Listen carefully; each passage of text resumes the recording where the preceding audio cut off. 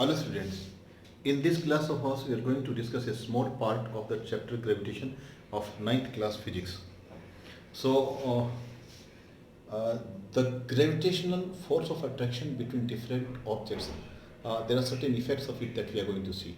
So right at outset let me tell you, if a body is moving along the circular path, say this is the planet and this is sun, and if this planet is going around the sun, then the force required for this motion to take place is the centripetal force.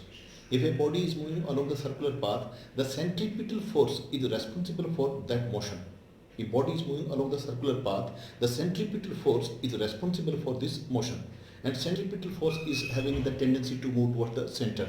It is applied like this, centripetal.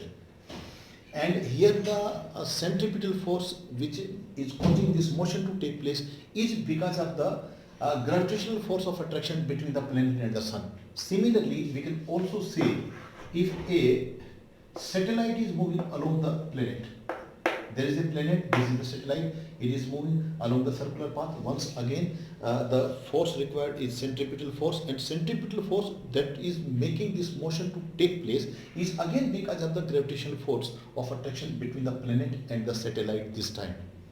So this we have talked, and now I will further tell you that it is the gravitational force of attraction which is causing the solar system together. There are so many planets that move around the sun, and there are so many satellites that move around the planets. So many planets which move around sun, and so many satellites that move around the planets. So this solar system is kept together because of the gravitational force of attraction between various say sun to the planet and planet to the satellites.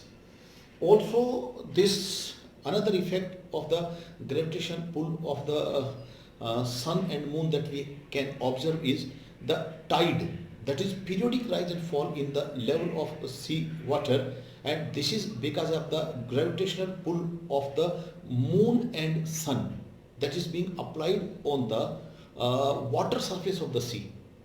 And yet another effect, or rather another application of the gravitational force of attraction is that that we have been able to calculate precisely or accurately the mass of the sun, mass of earth and mass of moon. Having talked about all this, now we will go on to the Kepler's law. And Kepler has given three laws. The first law of Kepler states that, and Kepler's laws are about planetary motion, how different planets move around the sun, that is governed by Kepler's law. And Kepler's law, first law of Kepler states that the planets move around sun in elliptical orbits with sun at one of its two foci. See, if this is circular path, this will have exactly one center, and Kepler called it the center as focus. So he said the path along which planets move around the sun is not perfectly circular, it is elliptical, and if the path is elliptical it can have two focus, and the plural of focus is foci. So he said that the planets move around the sun in elliptical orbits with sun at one of its two foci, either here or here. So let us say sun is here and this is the planet moving around the path. So here very clearly what you must understand is the path along which a planet moves around the sun is not circular one. It is not a perfect circular, it is elliptical. The first law is all about. Second law states that the planets move around the sun in such a way that they sweep over equal area in equal intervals of time. Let us say in time t, the planet, this is planet, this is sun. The planet t has moved from A to B around the sun, along this elliptical orbit, and then it moves from C to D, and the time taken is t. And as the statement of the law goes, that the line planets move around the sun in such a way that the line joining the planet to the sun, these are the lines, they sweep over equal area in equal intervals of time. So the time being same, this area has to be equal. And now you see, the distance SB is greater than the distance SB, and yet the area of these two sectors is equal. That means only this, that the arc length AB is greater than the arc length CD. Once again let me tell you for this, that is the time taken for the planet to move from A to B and for the planet to move from C to D is T.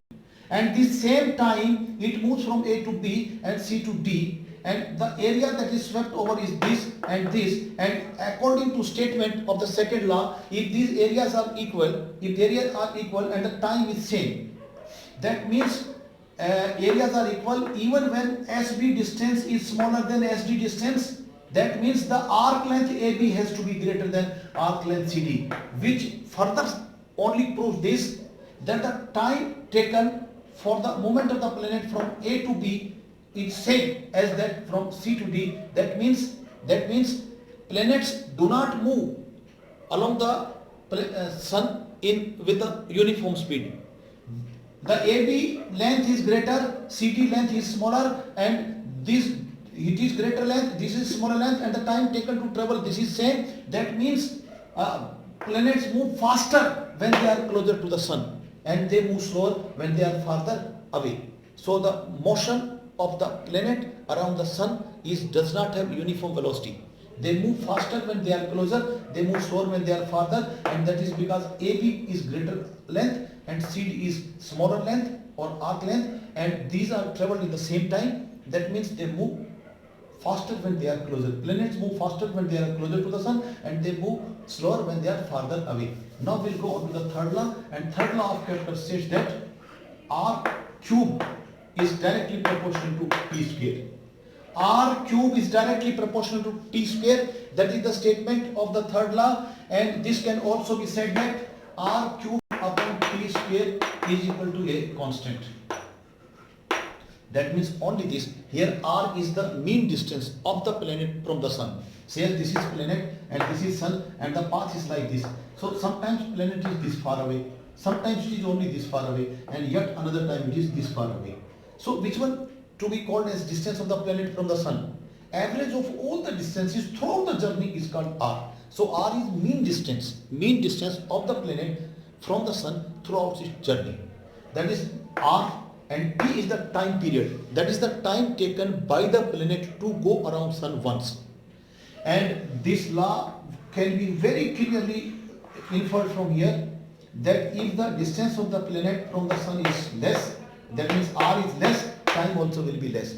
And if you take another planet, suppose moving along such a bigger circular path, then this is R is greater, so time also will be greater. But once again, please do mind, I am not telling R is proportional to T. R is not proportional to T. R cube is directly proportional to T square. So that's all about the Kepler's law. Third law stated that if a planet is farther away from the sun, the time taken for the planet to go around it will be more. And if the planet is situated closer to the sun, the time taken will be less.